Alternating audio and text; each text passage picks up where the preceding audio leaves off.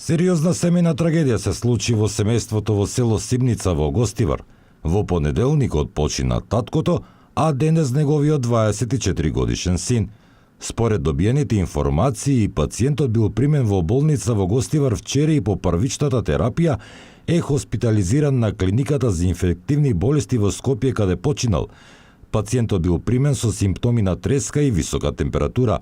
Информациите се очекуваат да бидат потврдени откако ќе пристигнат резултатите од анализите, односно која е причината за нивната смрт.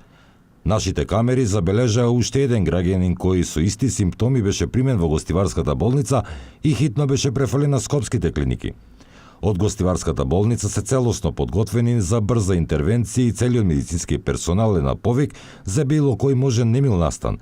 Директорот Илберт Адеми во телефонски разговор ни го потврди настанот, но укажа дека симптомите не се потврдени и сето она кое што се шпекулира по медиумите се информации кои не се излезени од ниту една институција.